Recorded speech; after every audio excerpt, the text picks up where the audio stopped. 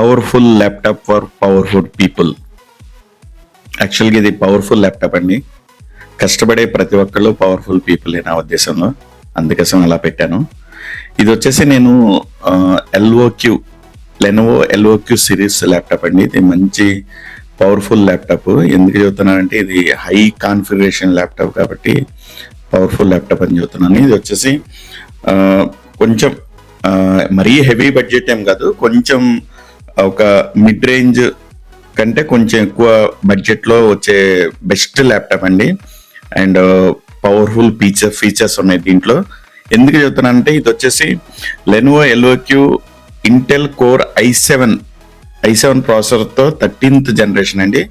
And ఇది వచ్చేసి HX laptop అండి. అంటే HX series 13700 HX series laptop. HX series అంటే హై కాన్ఫిగరేషన్ సిరీస్ అండి. మీకు ల్యాప్టాప్స్లో సిరీస్ మనం చెక్ చేస్తే ఇవి వచ్చేసి వెరీ లో కాన్ఫిగరేషన్ సిరీస్, అలా హెచ్ వచ్చేసి హై కాన్ఫిగరేషన్ సిరీస్, హెచ్ఎక్స్ వచ్చేసి ఇంకా ఎక్కువ హై కాన్ఫిగరేషన్ సిరీస్ అండి. అంటే హై కాన్ఫిగరేషన్ సిరీస్ అంటే మీరు ఎనీ టాస్క్ పెర్ఫామ్ చేయొచ్చు అండి. మల్టిపుల్ టాస్క్ పెర్ఫామ్ చేయొచ్చు, వీడియో గేమ్స్ ఆడవచ్చు, వీడియో ఎడిటింగ్ చేసుకోవచ్చు, ఏ జనరేటెడ్ ఇమేజెస్ క్రియేట్ చేసుకోవచ్చు, ఏదైనా హెవీ ప్రాజెక్ట్స్ ప్రాజెక్ట్స్ మీద వర్క్ చేయొచ్చు అండ్ ఎనీథింగ్ అండి.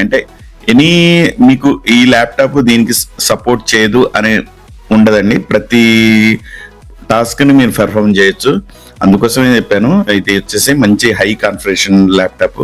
ఇది వచ్చేసి ఎన్విడియా RTX 5050 అండి. ఇది లేటెస్ట్ సిరీస్ గ్రాఫిక్ కార్డ్ అండి.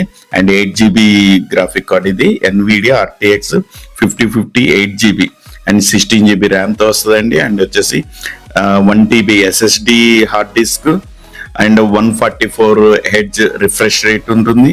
అండ్ Windows 11తో వస్తుంది. ఇంకోటి ఆఫీసు సపరేట్గా తీసుకోవాల్సిన పని లేదు, దీంతోనే ప్రీ ఇన్స్టాల్ అయి వస్తుంది. 2024 వర్షన్ అండి.